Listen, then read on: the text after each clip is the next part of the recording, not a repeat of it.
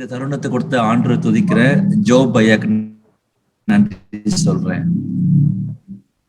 इस अवसर के लिए परमेश्वर और भाई जोब को धन्यवाद देता हूँ. உங்களுக்காக நாங்க ஒவ்வொரு நாளும் ஜோம் பண்ணிட்டே இருக்கிறோம். आप तमाम लोगों के लिए हम लोग व्यक्तिगत रूप में प्रार्थना करते हैं. நீங்க இந்த 3 நாட்கள் கற்றுக்கொண்ட நிறைய காரியங்களுக்காக ஆண்டவரை துதிக்கிறேன். वो 3 दिन जो आपने आकर के बहुत सारी बातों को सीखा, मैं परमेश्वर को धन्यवाद देता हूँ. நீங்க கற்றுக்கொண்ட நிறைய காரியங்களை நீங்க அபியாசப்படுத்த ஆரம்பிச்சிருப்பீங்க நாங்க விசுவாசிக்கிறோம். मैं इस बात की जो आपने सीखा है उसे आपने अपने जीवन में अभ्यास करना शुरू कर दिया है.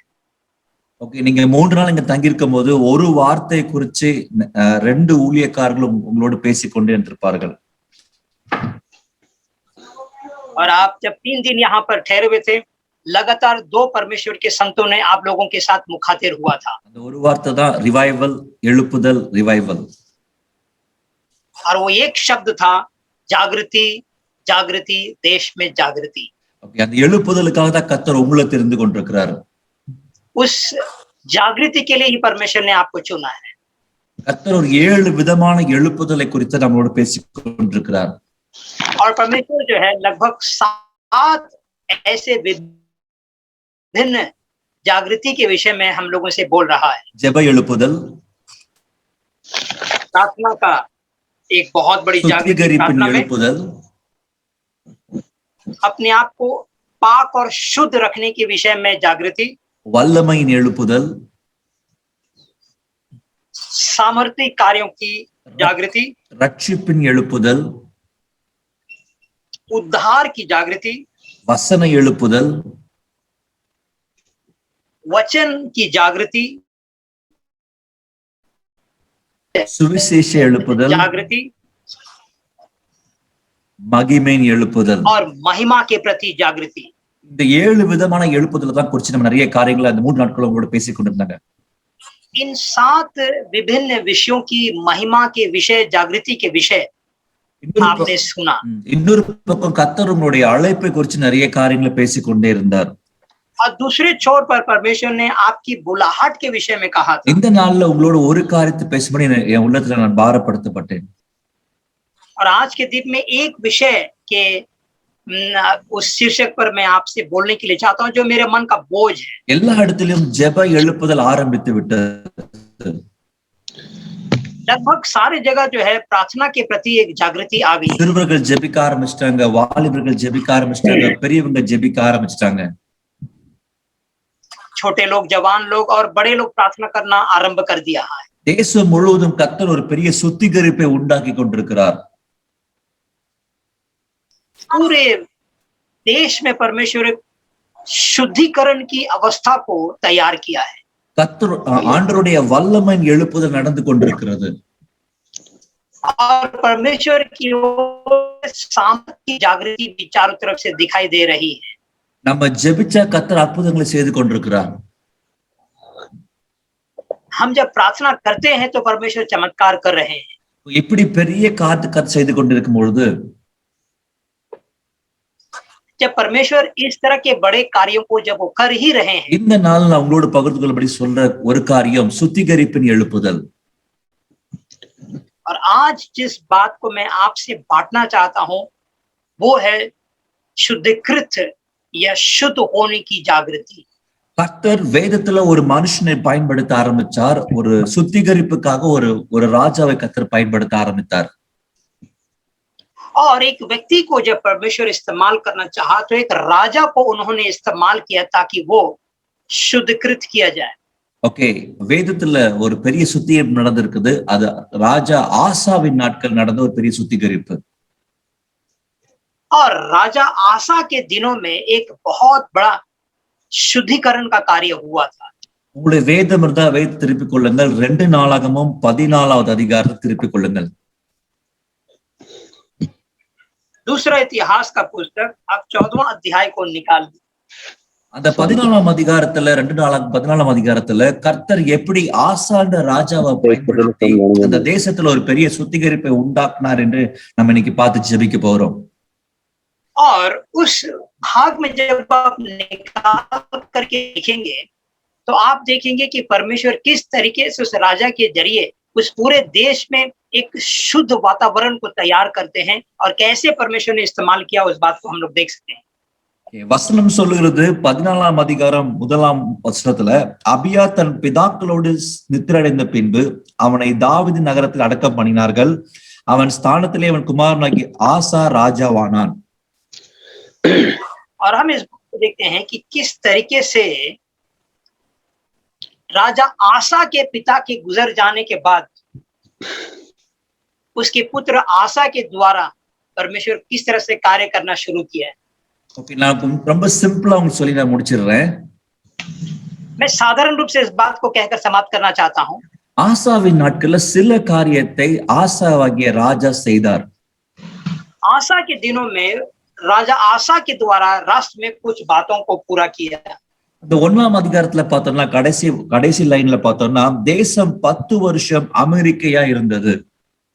अगर आप उसके पहले के भाग में देखेंगे तो देखेंगे देश 10 साल तक गुलामी में रहा। எந்த தேசம் எடுத்தாலும் எப்பவுமே சண்டை, யுத்தங்கள், பிரச்சனையா இருக்கும். ஆனா ஆசா ராஜாவான பொழுதோ கர்த்தர் ஒரு பெரிய ரெஸ்ட், ஒரு அமெரிக்கையை தந்திருந்தார் தேசத்திலே.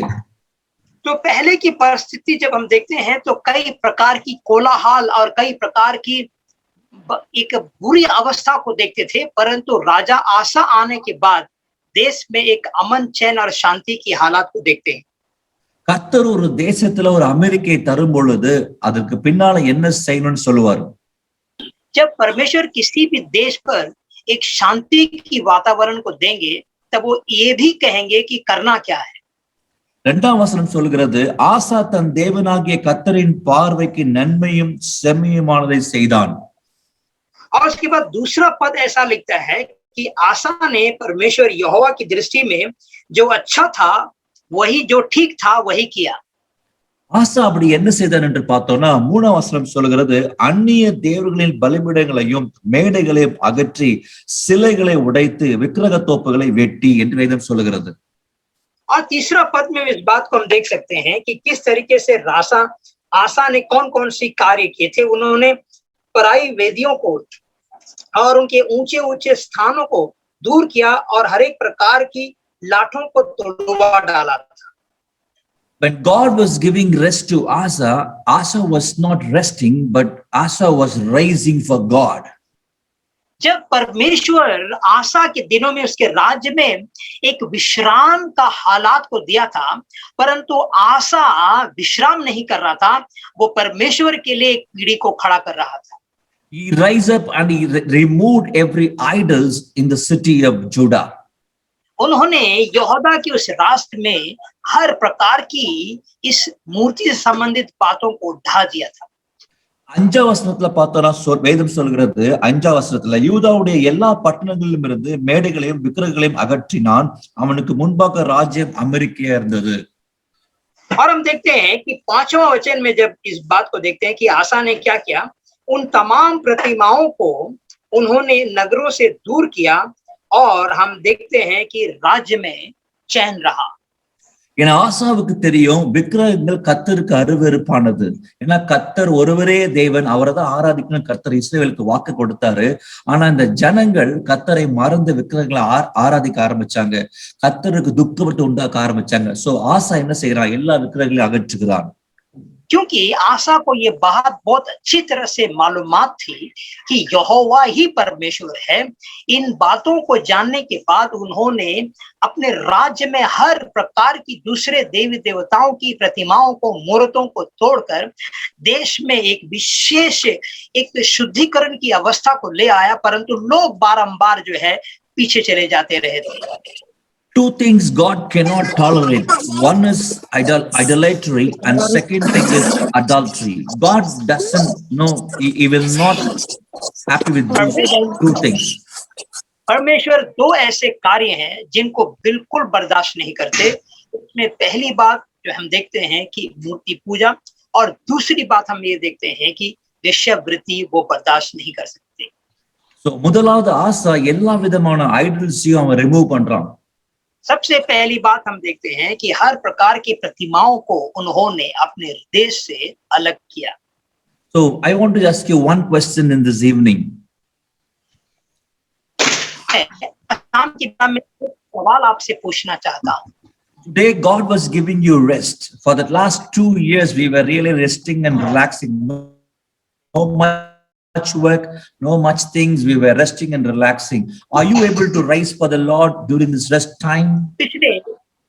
लगभग पिछले 1 वर्ष से परमेश्वर आपको हर प्रकार के काम से विश्राम या चैन वाला समय दिया था कि आप बाहर नहीं जा रहे थे, काम नहीं कर रहे थे।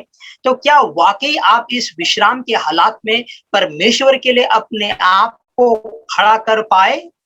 These rest time is God has given to us just to rise for the Lord.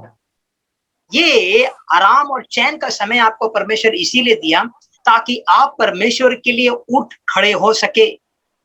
And second thing, what Asa did was he removed all the idols, which was abomination to God, which was really irritating God. He removed everything.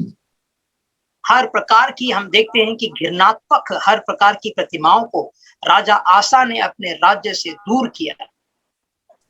Today, no, God is keep on telling you, I have chosen you for the revival, and what you have to remove from your life today. परमेश्वर बारंबार आपको ये बात बताता रहा कि उन्होंने आपको जागृति के लिए चुना है।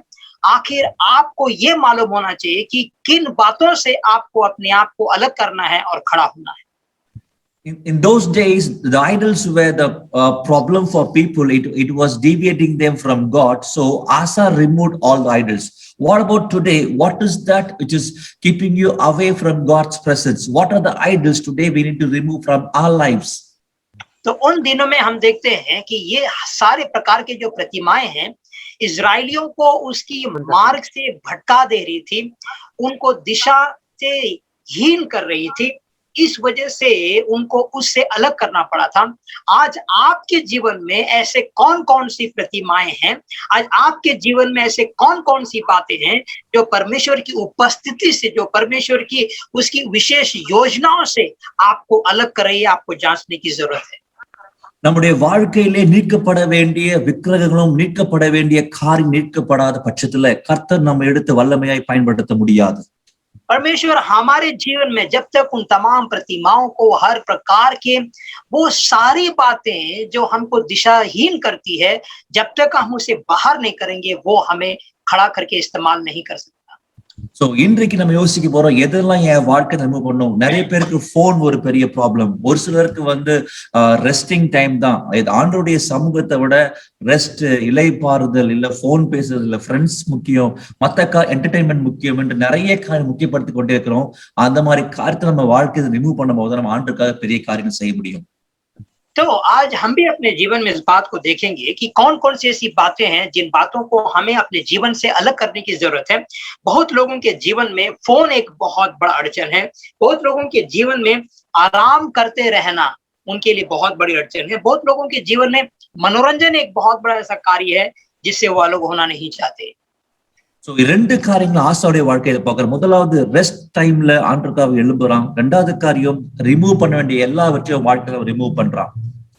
हम देखते हैं दो ऐसे मुख्य बातों को आसा के जीवन में। सबसे पहली बात, जो आराम वाली, चैन वाला जो समय दिया था, उसने उसे इस्तेमाल किया। और दूसरी बात, वो सारी बातों को जिन्हें अपने देश से हटाना था, उसने हटाया। Okay, third thing we got to see from the life of Asa is in the chapter 14 verse 6 says he was rebuilding every fortified cities. யூதாவிலே அரணான பட்டணங்களை கட்டினான்। और हम देखते हैं कि 6वें वचन के अनुसार में उसने हर प्रकार के रीति से अपने शहर में, उन्होंने उस यहूदा देश में शहरपना बनाया। தேசம் அமெரிக்கையா இருக்குது, ஒரு சண்டே இல்ல, ஒரு யுத்தமும் இல்ல, ஆசா ரிலாக்ஸா இருந்துக்கலாம். ஆனா ஆசா என்ன செய்யறான்? ஒரு பக்கம் தேசத்தை சுத்திகரிக்கிறான், இன்னொரு பக்கம் தேசத்தை பலப்படுத்துகிறான்। देश ऐसी हालात में जिस तरीके से युद्ध नहीं हो रही थी, किसी प्रकार से आस पड़ोस में किसी प्रकार की कोई द्वंद नहीं हो रही थी। उस आराम के समय में, चैन के समय में वो आराम कर सकते थे, परंतु उन्होंने अपने लिए गढ़ वाले नगर और शहरपना को दुरुस्त करने में अपने समय को लगाया। ஆசா ஆசா ஜனங்களோட பேசுகிறான். ஒரு ராஜாவா இருந்து அவனை யோசிச்ச காரியங்களை செய்யாம ஜனங்களோடு பேசி 7ஆம் வசனத்துல சொல்லப்படுகிறது, ஜனங்களை அழைத்து ஜனங்களை நோக்கி நம்ம அலங்குகளை கட்டலாம், வாங்க கோபுரங்களை கட்டலாம், வாசல்களை உண்டு பண்ணலாம், தாழ்பாள்களை போட்டு பலப்படுத்துவோமாக என்று சொல்லி கர்த்தரோட ஜனங்களை அவன் பலப்படுத்தி அவங்களை அழைப்பு கொடுக்கிறான்.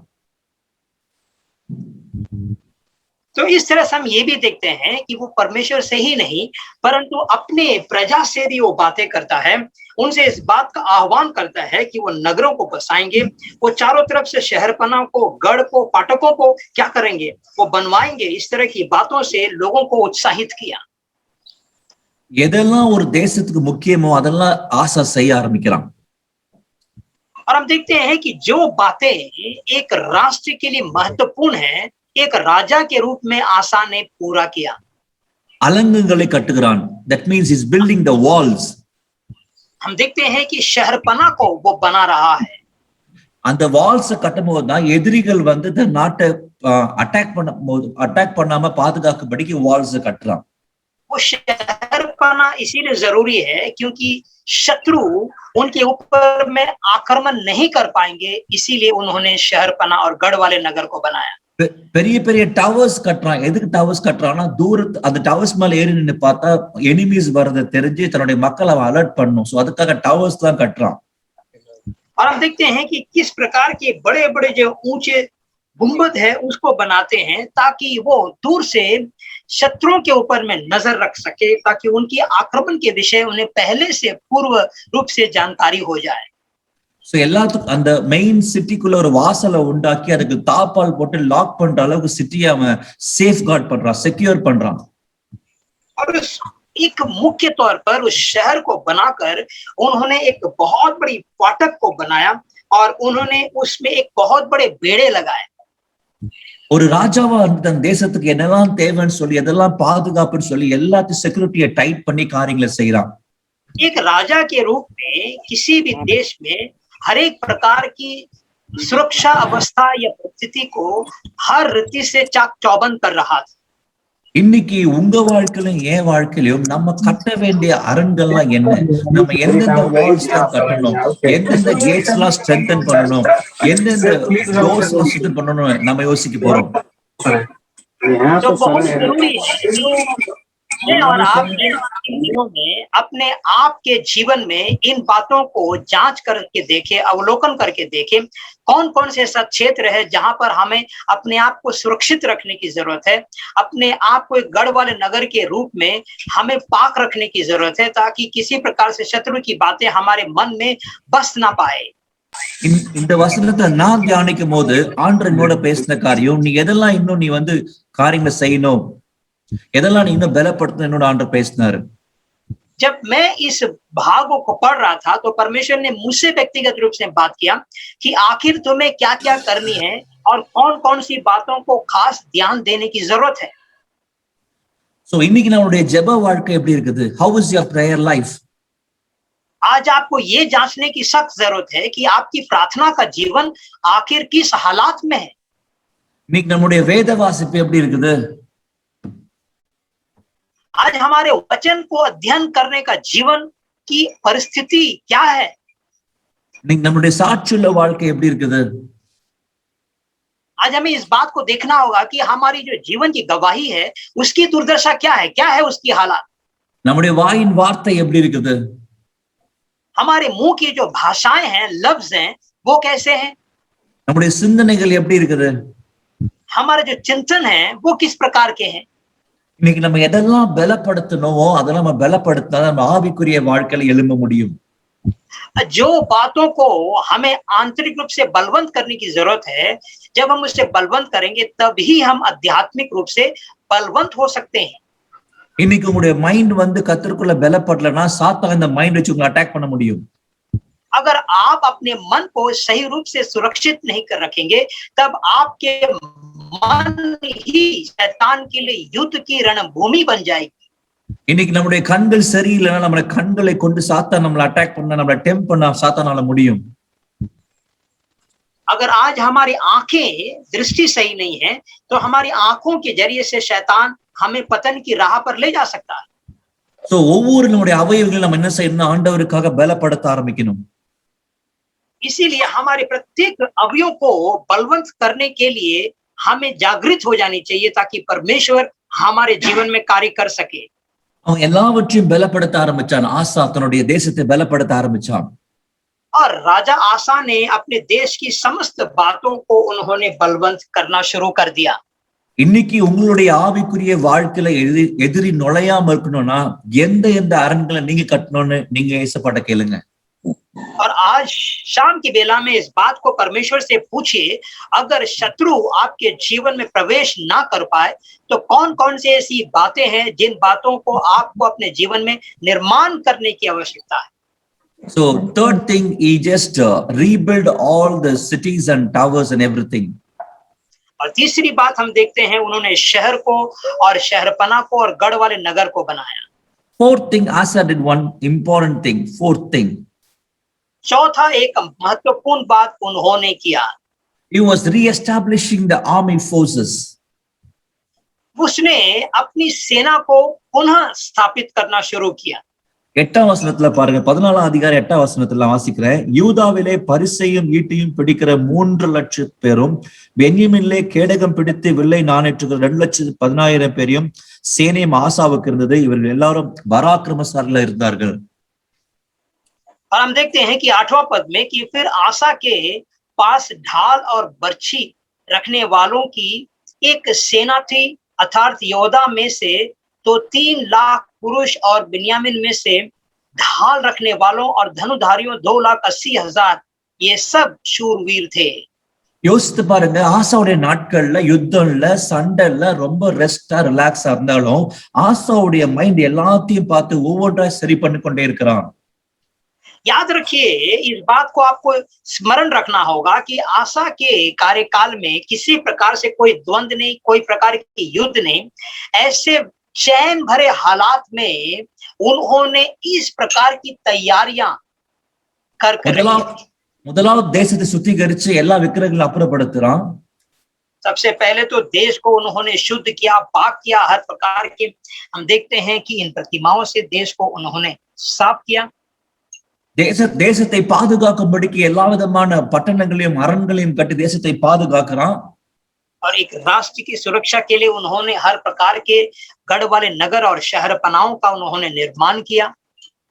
கடைசியாக எல்லா யுத்த புருஷனும் சரியாக எவ்வளவு பேர் யுத்தம் செய்ய இருக்கிறாங்க, எவ்வளவு ஆட்கள் இருக்கிறாங்க, எவ்வளவு வீரமுள்ளவர் இருக்கிறாங்க சொல்லி அவனுடைய ஆர்மியை பலப்படுத்தி அவங்களை சித்தம் பண்ணி அவங்க எல்லாரும் ட்ரெயின் பண்ணி make them as a mighty valors, அவங்களை பராக்கிரமசாலிகளா மாத்துறான். और तीसरी बात हम देखते हैं कि जब भी हालात आराम की थी उसके बावजूद उन्होंने अपनी सेना की सुधि ली, सेना का अवलोकन किया, उन्होंने सेना को सुदृढ़ किया, उसका निर्माण किया और देखा कि उनके पास कितने ऐसे शूरवीर लोगों की जमावड़ा है. इन तमाम बातों को उन्होंने जांचा परखा. सो எதெல்லாம் பலப்படுத்தும் அது பலப்படுத்தி கொண்டே இருக்கிறான். जो बातों को बलवंत करने की आवश्यकता थी, सुदृढ़ करने की आवश्यकता थी, उन्होंने किया. இன்னைக்கு நம்ம பலப்படுத்த வேண்டிய காரியங்கள் என்ன? आज हमें ये इस बात को देखना होगा कि कौन से ऐसे कार्य है जिनको बलवंत करने की आवश्यकता है. Today you know what is your strength and what is your weakness. आज आपको ये मालूम होना चाहिए कि आपके बल क्या हैं, आपकी कमजोरियां क्या है. We might concentrate on the strength. Are we concentrating our weakness? हम सिर्फ अपने बल के क्षेत्र पर ध्यान दे रहे हैं, क्या हम अपने कमजोरियों को ध्यान दे रहे हैं क्या? என்னைக்கு ஆசா தன்னுடைய எல்லாத்தையும் சரி செஞ்சு முடிச்சானோ, சுத்திகரிக்க வேண்டிய சுத்திகரிச்சு முடிச்சான், கட்ட வேண்டிய காரியங்களை கட்டி முடிச்சான், கடைசியா ஆர்மி எல்லாத்தையும் பலப்படுத்தி முடிச்ச உடனே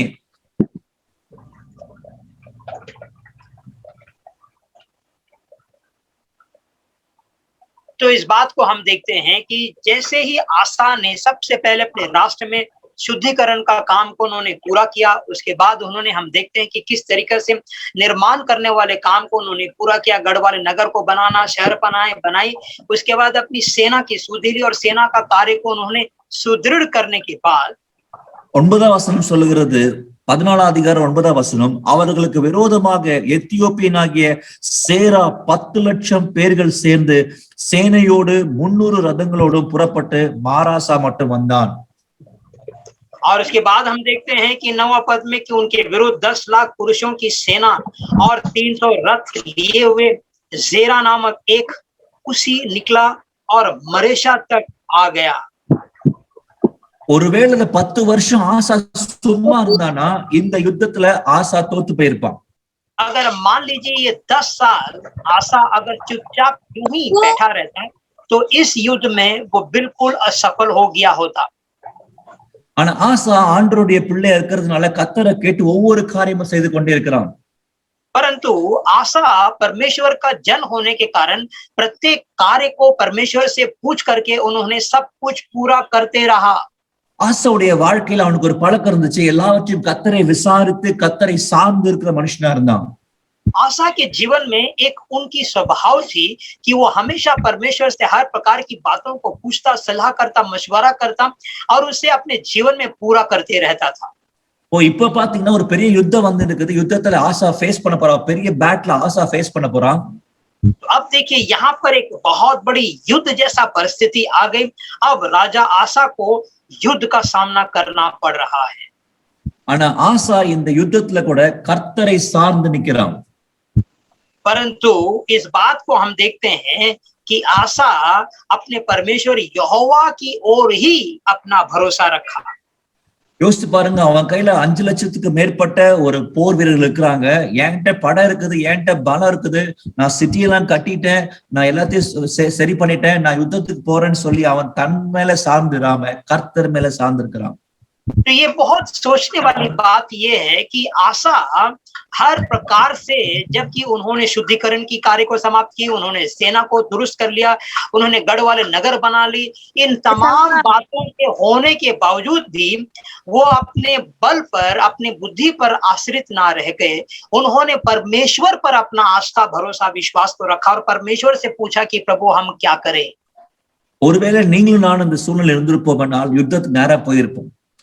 अगर आप और मैं उस हालात में होता तो हम लोग सीधे युद्ध करने के लिए चले गए होते। Because we have the cities clear, we have strength, we have army, we have everything. Let me go and fight and win over my enemy. क्योंकि हम लोगों ने क्या कर चुका है, अपने शहर को, शहरपना को, अपने गढ़ वाले नगर को, हर प्रकार की बातों को, सेना को खड़ा करके हमने दुरुस्त कर लिया, इसलिए हम सीधे कहते कि चलो हम युद्ध करने चले। But ஆனா இங்க ஆசா ஒரு அழகான ஒரு ஜெபத்தை செய்கிறார். परंतु आशा को यहाँ पर देखिए एक बड़ा ही अर्थपूर्ण प्रार्थना को करता है। அந்த 14ஆம் அதிகாரத்துல 11ஆம் வசனம் இப்படியா சொல்லுகிறது, ஆசா தன் தேவனாகிய கர்த்தரை நோக்கி கூப்பிட்டு, கர்த்தாவே பலமுள்ளவனாகிலும் பலனற்றவனுக்காகிலும் உதவி செய்கிறது உமக்கு லேசான காரியம் என்று ஆண்டவர்ட்ட ஜெபம் பண்றான். और हम देखते हैं कि इस 11वें पद में किस तरीके से उन्होंने परमेश्वर को पुकारा। कहता है कि अपने परमेश्वर यहोवा की दुहाई दी और कहा, हे यहोवा, जैसा तू सामर्थी की सहायता कर सकता है वैसे ही शक्तिहीन को भी हे हमारे परमेश्वर यहोवा हमारी सहायता कर, क्योंकि हमारा भरोसा तुझी पर है और तेरे नाम का भरोसा करके हम इस भीड़ के विरुद्ध आए हैं। हे यहोवा, तू हमारा परमेश्वर है, मनुष्य तुझ पर प्रबल ना होने पाएगा। ஆசா கர்த்தரை சார்ந்து இருக்கிறதுனால இந்த யுத்தத்துல கர்த்தர் ஆசாவுக்கு துணை நின்று ஒரு பெரிய வெற்றியை கொடுக்கிறாரு। क्योंकि आशा परमेश्वर के ऊपर में अपना भरोसा रखने की वजह से परमेश्वर इस युद्ध में आशा को एक बहुत जबरदस्त जय को देते हैं। அந்த அளவுக்கு கர்த்தரை ரொம்ப சார்ந்து ஆசா இருந்தான்। सो इस हद तक आशा परमेश्वर के आस्था में और भरोसा में रहा। இதை பார்க்கும்போது நம்மளுடைய வாழ்க்கையில நம்ம கர்த்தரை சார்ந்து இருக்கிறோமா? इसे देखने के बाद हमें ये अपने आप से पूछना चाहिए कि क्या हम वाकई परमेश्वर के भरोसे में हैं? நம்ம எப்பெல்லாம் கர்த்தரை சார்ந்து இருக்கோமோ கர்த்தர் நமக்காக பெரிய காரியங்களை செய்வார்। तो जिस हद तक हम परमेश्वर पर अपना भरोसा को रखेंगे और तैयारी करेंगे, उस हद तक परमेश्वर हमें जय को देंगे। சோ இப்படியாக நிறைய காரியத்துல ஆசாவுடைய வாழ்க்கையில அவ ஒரு எக்ஸாம்பிளரி லைஃப் வாழ்ந்து கொண்டிருக்கிறான்। तो इस तरह के बातों में आशा के जीवन में हम देखते हैं कि वो बहुत बड़ा मिसाल पेश करने वाला जीवन को जिया।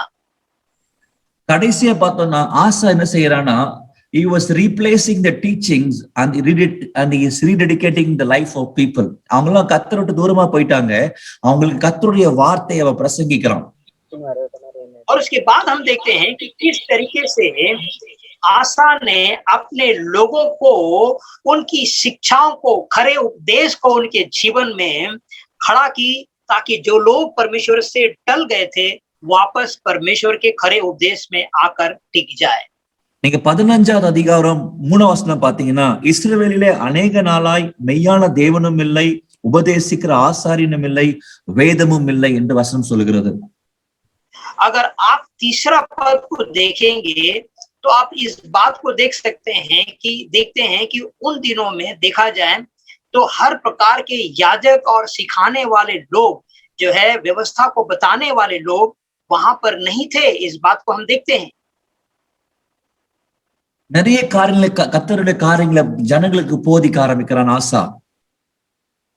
और बहुत सारे बातों को हम देखते हैं इजरायलियों को आशा ने लोगों को सिखाया। 8ஆம் வசனத்துல இறுதி பகுதியில வாசிக்கிறோம், கர்த்தருடைய மண்டபத்தின் முன் இருக்கிற கர்த்தருடைய பலிபீடத்தை புதுப்பிக்கிறான். और उस प्रकार से हम देखते हैं कि 8वां वचन में किस प्रकार से परमेश्वर की वेदी को उन्होंने दुरुस्त किया। ஆசா இருப்பது யூதால இருக்கிற எல்லா ஜனங்களும் கர்த்தருக்கு நேராய் திருப்புறான், கர்த்தருக்கு பிரியமான காரியங்களை செய்து கொண்டிருக்கிறான். தூரத்துல இஸ்ரவேல் மக்கள் பாக்குறாங்க, இவன் யூதால இருக்கிற இந்த ராஜா ஆசா ரொம்ப நல்லா இருக்கிறான்னு சொல்லிட்டு இஸ்ரவேல்ல இருந்து அவங்க ஆசாவை பார்க்க ஆசாவுடைய ஜனத்தோட இணைகிறாங்க. और देखते हैं कि यहूदा देश में आशा जो है, इन तमाम कार्यों को दुरुस्त करने की वजह से इजराइल के लोग इन बातों को देखकर वे लोग खींचे चले जाते हैं और उनके पास सब वो संपर्क करते हैं और उनके अनुरूप में वो एक होना चाहने लगे। 15ஆம் அதிகாரம் 9ஆம் வசனத்துல கடைசியில பாத்தீங்கன்னா, அவனுடைய தேவனாகிய கர்த்தர் அவனோடு இருக்கிறதை கண்டு இஸ்ரவேலில் இருந்து திரளான ஜனங்கள் அவன் பட்சத்தில் சேர்ந்தார்கள். और हम देखते हैं कि जब 9 पद के अनुसार में जब इस तरह से आशा का जीवन वो जीने लगा, तो हम देखते हैं कि लोग उसके संग एक होने लगे। சோ அப்படியாக ஆசா தேசம் முழுவதையும், யூதா தேசத்தை, இப்ராஹிம், பெஞ்சமின் சொல்லி எல்லா தேசத்தையும் சுத்திகரிச்சு எல்லாரையும் கர்த்தருக்கு நேராய் திருப்பி கொண்டிருக்கிறான். तो इस तरह से हम देखते हैं कि किस तरीके से हम देखते हैं इब्राहिम, मनासे और हर प्रकार के क्षेत्रों को उन्होंने सुदृढ़ करके और एक रूप में परमेश्वर के सामने में खड़ा होने में, एक संग करने में आशा अपने आप को खड़ा कर पाया। ஆசா ஆண்டவருக்காக ஒரு பெரிய வைராக்கியத்தை காட்டுறான். 15ஆம் அதிகாரம் 13ஆம் வசனத்தை சொல்றான், யாரெல்லாம் ஆண்டவரை சேவிக்கலையோ கர்த்தரை தேடலையோ அவன் கொலை செய்ய படக்கணும் என்ற ஒரு காரியத்தை சொல்றான். और इस तरह से हम देखते हैं कि वो परमेश्वर के लिए इतना धूमकारी बन गया कि 13वां पद में हम देखते हैं कि यदि कोई यहोवा को ना खोजे तो वो कहता है कि उन्हें मार डाला जाए। அவன் ஆண்டவருக்காக காட்டுற வைராக்கியத்தை பார்க்கும்போது தன்னோட சொந்த தாய், ஆசாவுடைய சொந்த தாய் மாகாள் ஒரு ராஜாத்தியா இருக்கிறா. ஆனா அவ இன்னும் ஆண்டவர் அறியல. அவ போய் விக்கிரகத்தை வணங்கி கொண்டிருக்கிறான்னு அவன் அறிஞ்ச உடனேயும் அவ வீட்டுக்கே போய் விக்கிரகத்தை எல்லாம் உடைச்சிட்டு அவளை ராஜாத்தியா இல்லாதபடி தள்ளி வச்சுட்டான். और किस तरीके से हम देखते हैं कि ये सारी बातों को जब वो करने लगा, उनकी खुद की माता जो है, माका जिसने क्या नहीं की थी, अभी तक परमेश्वर को मानी नहीं थी, उन्होंने उसको राजमाता के पद से ही दूर कर दिया, अलग कर दिया। அவன் செய்த எல்லா காரியம் கர்த்தருக்கு பிரியமா இருந்துச்சு. और हम देखते हैं कि जो भी कार्य राजा आसा ने किया परमेश्वर की दृष्टि में भावता हुआ था। நம்ம நிறைய நல்ல காரியங்களை ஆசாவுடைய வாழ்க்கையில பார்த்தோம். हमने आशा के जीवन में बहुत सारे ऐसे कामों को देखा। முதலாவது அவனுக்கு ரெஸ்ட் கொடுக்கும்போது ஆண்டவருக்காக ரைஸ் பண்ணி is doing things for God. सबसे पहली बात हम देखते हैं परमेश्वर ने उसे चैन दिया था उसके राष्ट्र में, उस चैन के कालखंड में उन्होंने अपने आप को परमेश्वर के लिए खड़ा किया। He removed all the idols which is very irritating to God, abomination to God, and he did many things pleasing to God. और हम देखते हैं कि जो बातें यहूदा के लोगों के लिए मार्ग को भटकाने वाली हर प्रकार की प्रतिमाओं को उन्होंने जो परमेश्वर को बिल्कुल घृणा की कारण बनती है, उन्होंने उसे दूर किया, अपने देश में से साफ किया। He was rebuilding every forfeited city and making the city so strong. और उन्होंने अपने हर शहर को गढ़ वाले नगर के रूप में अब पूरे देश में एक शहर पना को निर्माणित कर डाला। He was re-establishing the army force and making his army so stronger than any other country. और उन्होंने अपनी सेना को, शूरवीरों को सुदृढ़ किया, उनकी हर रीति से उनकी ढांचा को बलवंत किया। When a big battle comes, he was depending on God, not depending on his own self. और जब युद्ध की अवस्था, जब युद्ध उसके ऊपर में थोपी गई, उन्होंने अपने बल के ऊपर नहीं परंतु परमेश्वर पर अपने भरोसा को रखा।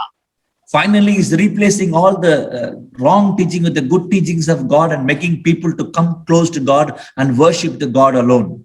और उसके बाद हम देखते हैं कि अंततः उन्होंने हर प्रकार की गलत शिक्षाओं को अपने रास्ते से दूर किया और परमेश्वर के व्यवस्था और खरे उपदेश को उसने सुदृढ़ किया अपने प्रजा के ऊपर। 14 அதிகாரம் 15 அதிகாரம் 2 அதிகாரத்திலும் அவனுடைய எல்லா செய்கையும் பார்த்து ஆண்டவர் மகிழ்றாரு, சந்தோஷப்படுறாரு. hats off.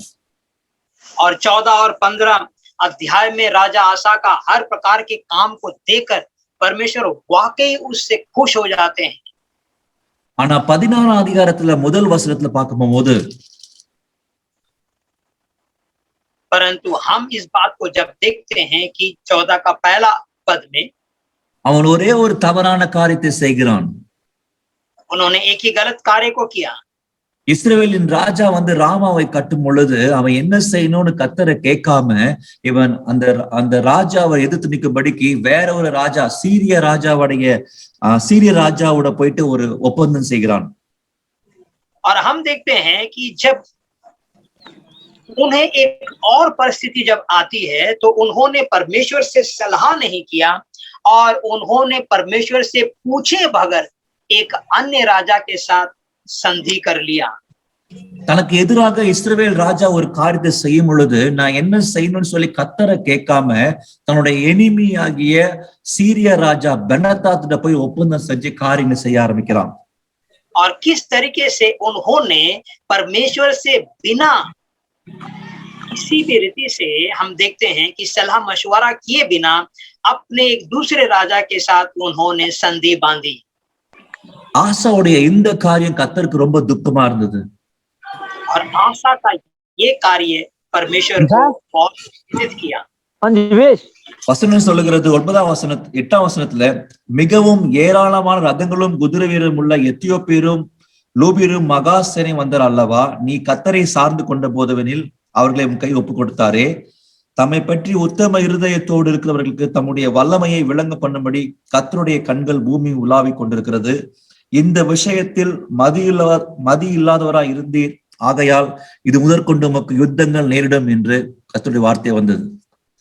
और किस तरीके से हम देखते हैं कि इन सारी बातों को देखते हुए जब राजा परमेश्वर का वचन कहता है कि हर रीति से तू परमेश्वर पर सहायता की और उससे तू निपटा रहा, परंतु इस मामले में किस रीति से तूने परमेश्वर से सलाह किए बगैर उनके साथ संधि बांधी और इस कार्यवश हम देखते हैं कि परमेश्वर उससे नाखुश होता है। இன்னைக்கு அதோடைய பின்னலம் வாசிச்சு பார்த்தோம்னா அதோடைய ஆசா கர்த்தரோட இணையவே இல்லை, கர்த்தரை விட்டு தூரமா போயிட்டான், அவன் கர்த்தரை விட்டு விலகிட்டான் என்று வேதம் சொல்லுகிறது।